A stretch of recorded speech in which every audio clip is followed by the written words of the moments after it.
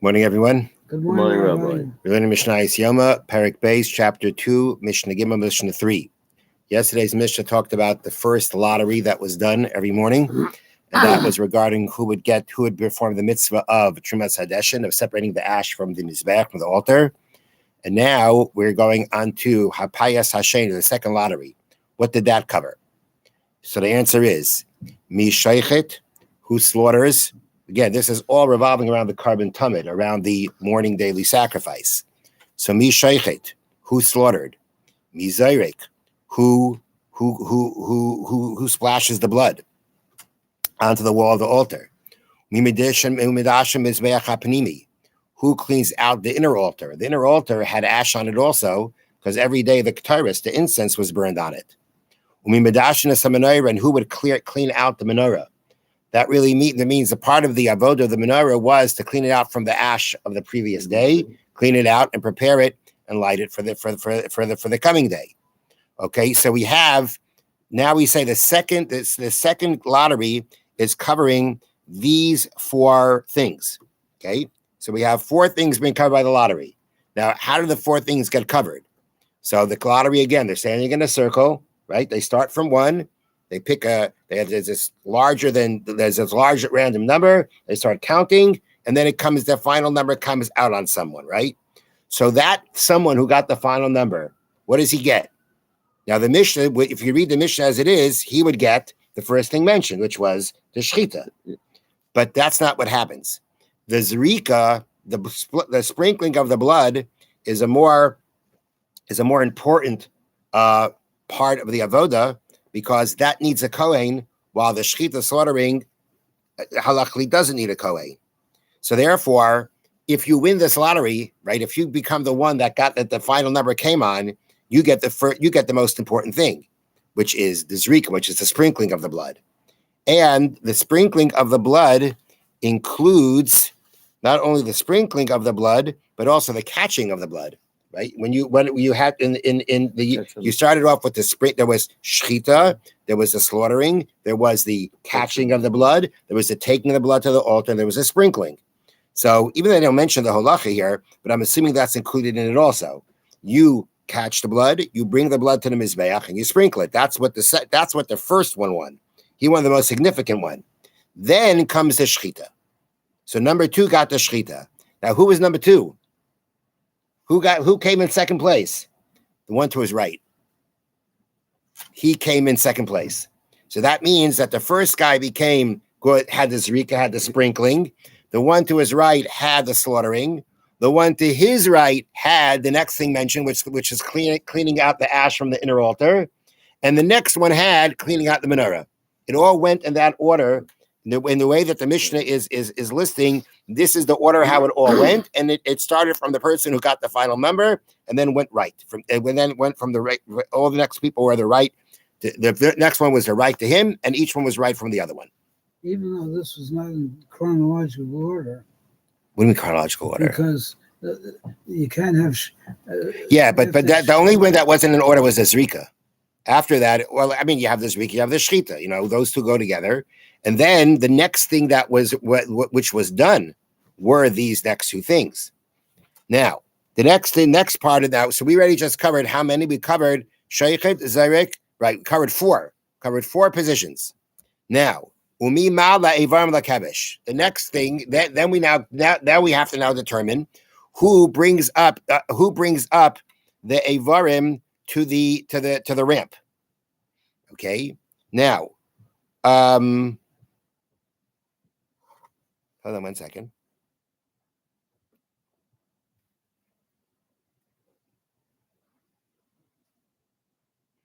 Okay. Now, it doesn't mean that here one person brought up the Avarim to the ramp. It means, okay, the next discussion is who takes up the limbs to the ramp. Because we learned previously, there's a certain point of time where they take, meaning you had the shechita, you had the slaughtering. Now they cut it up. Now the parts have to be brought onto the altar. But it was too early for that. By this time, it was still too early to actually offer it. So they used to bring it they used to put it and leave it on the kevish. And eventually, and then after leaving it on the ramp, they said Shema, they came back, and then they went down and they took the pieces and they threw it onto the fire. So right now we're talking about, who is taking them, who is going to bring the parts onto the ramp. I am assuming, not that I looked ahead yet, but I'm going to assume that it's the people who brought it up to the ramp also the ones who brought it up eventually to the top of the Mizbeach and threw it onto the fire. Another important thing to point out is that we know that there were two carbon tamid, right? There was a carbon tamid of the morning. There was a morning daily sacrifice. There was an afternoon daily sacrifice. This lottery worked for both. What you got in the first one, you got in the second one. Now, let's continue. Now we have to decide who brings up the limbs to the ramp. So it was divided up in the following way. You have harosh v'haregel, the head and the regel. The regel is the back right leg. That's what regel means, the back right leg. Now, they explain around the bottom, the head must be brought first because the Torah mentions the head explicitly in connection with burning on the altar. However, the head on its own is not a respectable portion because it is bony and contains very little meat. It must therefore be accompanied by one of the back legs, which are the meatiest part of the animal. And of the two back legs, the right is used because the Torah generally favors the right over the left. So the reason why, the first thing is the head. And the head, it's not respectable, apparently. It's not considered respectable or respectful to bring just that. And therefore, because it's really, there's not much meat there, therefore you take the meatiest part of the animal, which is going to be the hind leg. Okay. Okay, now. So that goes to one kayin, the head and the back right leg. Ushei yadayim, the two front legs. Ha'oiketz v'haregel. Ha'oiketz is the tail, which they explained means along with the hindquarters, and the regel here means the back left leg. Ha'chaza v'hagera, the chest and the neck.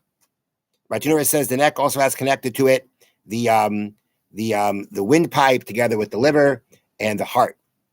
So you've got the chaza v'hagera, the chest and the neck. Ushtei atfanis, the two sides of the animal. V'akravayim, and the innards. These are the innards, the insides of the animal. Okay, so here you have the rosh v'regel, the head and the back right leg. That's one. The two front legs is two. The tail and the back left leg is three. The chaza v'hagera, the chest and the neck are four. The two walls are five. Vakravayim, and the innards are six, right? So we just covered, so that was six. Now, the last three, that's already 10. The last three things that are mentioned that are going to be brought up, v'haseiles, and the flour. Flour because there was a carbon mincha offering of flour that was brought together with the carbon tamid. And a carbon tamid, a carbon mincha meal offering is flour mixed with oil, and it's burnt, and it was going to be burned on the mizbeach on the altar together with the carbon tamid. So when it says seiles, it means the flour means the mincha offering of flour that's brought with the tamid that was brought up. That goes to the next person. V'chavitin, the chavitin were the kohen gadol's mincha offering that was brought daily. The kohen gadol had an obligation to offer his own carbon mincha every day, and it was called chavitin because of the way that the mincha was made.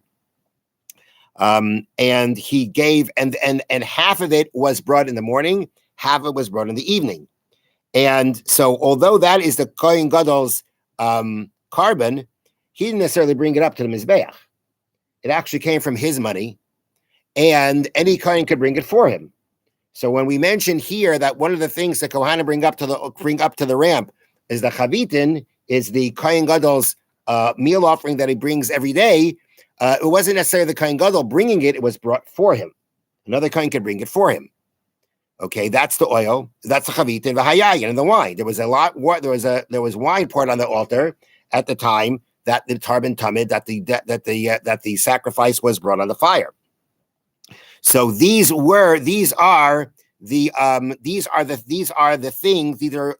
the things that were brought up to the kevish, or brought up to the ramp.